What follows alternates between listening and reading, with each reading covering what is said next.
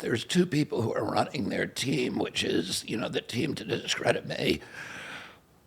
One of them is a woman named Mary Beth Cahill, who used to be my Uncle Ted Kennedy's chief of staff, and then she was the head of the DNC. And she is, and so she's part of that team. The other woman is a woman named Liz Smith, who ran Pete Buttigieg's campaign, but her whole career has been about negative research. It's about how do you find things that you can use to hurt or discredit a candidate. She calls it rat fucking. Is her term for it. Sure. I think I'm the rat. That's hard on your family, and it's and then I'm running against the Democratic Party. Most of our friends are people who are in the Democratic Party. Most of my wife's colleagues, the people that she, works with, the people that who are her closest friends, are people who probably don't want to see me run against President Biden. They want to make sure they're so terrified of President Trump getting elected, and they think that my presence in the campaign may facilitate that. And so they consider me, some of them consider me to be dangerous, and they wonder why would he do this, because he's going to destroy the republic, et cetera, et cetera. I find that hard to swallow, because I was watching an interview that you had on CNN. It didn't even seem like an interview. It seemed like they were just trying to get you with every single. They would interrupt you and play a clip, and to me, I've never been in an atmosphere like that where I can't just have a conversation with somebody like this. Like, we're getting to know you. We're not trying to pin you. So you have to go through these type of medias to try to get your voice out. You're doing it in an independent stance. And then on top of that, you have family members reaching out on media saying, like, oh, he's doing this to get attention. He's a conspiracist. Like, what hurts you more, that your family retaliates, or the fact that you're sitting against a reporter that wants nothing but to trap you?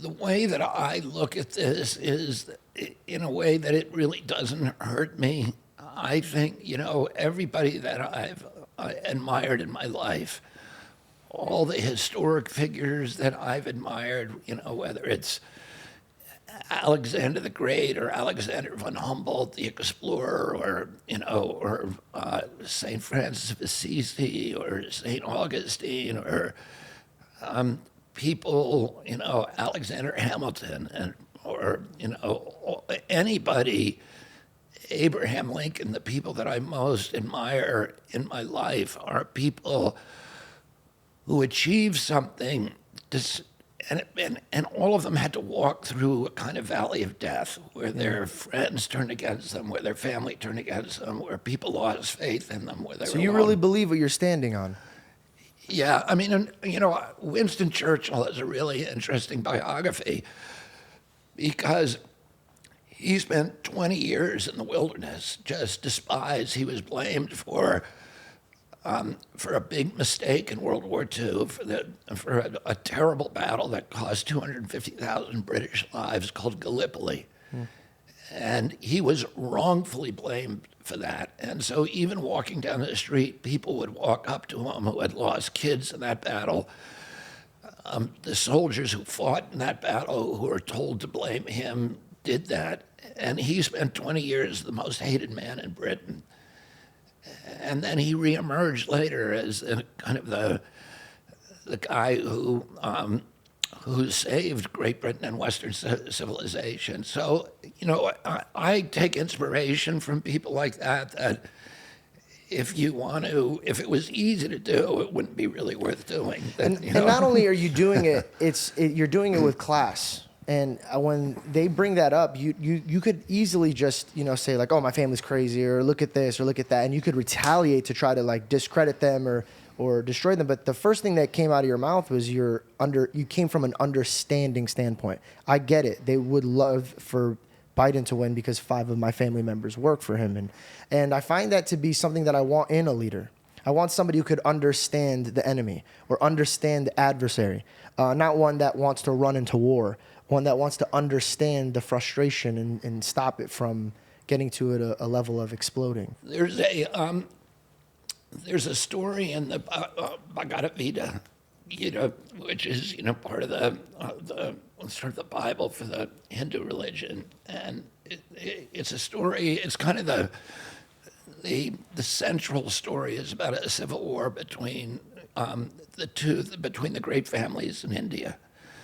And one of the heroes of that book is a guy called Arjuna, and he's the sort of leading general and the prince who's on one side in this battle. His charioteer is a human iteration of or avatar of the god Shiva. And it's a very wise charioteer who is advising him, and he goes to for wisdom and advice. And Shiva never reveals himself until the very end of the book that he's actually the god Shiva. But by this time, Arjuna knows who it is, and he has to be brought to the front line of the battle. And when he's on the front line, he sees that arrayed against him are all of his brothers and sisters and all of his cousins, and his entire family has taken the other side. And he breaks down at that point, and he says to Shiva, I can't do this. It would be morally wrong for me to fight my family and maybe kill them. And it can't be what the gods want me to do. This can't possibly be right. And Shiva says to him, he says, I've already killed you all. And he said, because he's telling him that, time is actually static, and he's saying to them, you have a duty, you have what he calls dharma. Yeah. It's what you were created to do. And that he said, you were created to be a fighter. If you didn't fight, it would be shameful. You'd be violent, even if the fight is causing injury to people that you love or whatever. A lot of the choices that we make during life are correct choices, and yet they hurt people who we love. They hurt people who don't deserve to be hurt. If you break up with your girlfriend because this relationship is not right, you still love her. But it's not right, so you do the right thing, and breaking up was hurtful. Yeah. And yet it's the correct thing to do. Sometimes the best thing has the most pain. Exactly. And so, dharma is what we were put here to do.